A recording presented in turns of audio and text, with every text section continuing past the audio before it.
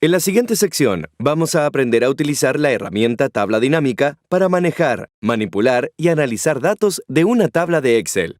Hasta aquí, usted ha aprendido a usar varias herramientas que les permiten analizar los datos que se almacenan en una tabla, como la que vemos en esta hoja. Aprendimos a utilizar el filtro para visualizar solo aquellos datos que nos interesan. Aprendimos a ordenar los datos, a subtotalizar la tabla con datos, también a generar una estructura de esquema de la hoja para visualizar solo parte de la información, y utilizamos algunas funciones para trabajar con los datos, etc. La tabla dinámica es una estructura de Excel que permite trabajar con los datos almacenados de una manera muy eficiente para obtener análisis e información de los datos almacenados. A partir de una planilla de datos almacenada de esta manera, puede ser necesario trabajar solo con una parte de esta base, como por ejemplo, el departamento y el sueldo base. Y todas las otras cosas, todas las otras columnas, entorpecen un poco su visualización. Entonces, para eso se utiliza una tabla dinámica, que permite, por ejemplo, visualizar solamente la suma de sueldo base de cada uno de los campos que son asociados al departamento.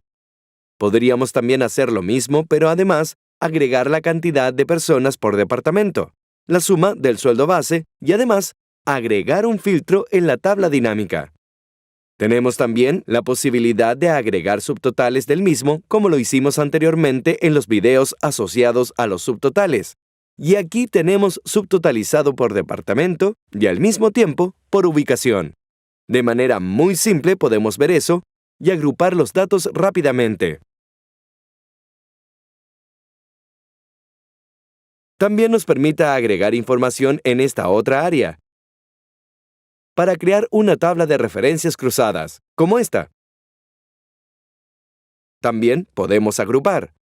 En la base de datos tenemos las fechas de ingresos y en la tabla dinámica agrupamos esas fechas de ingresos en años,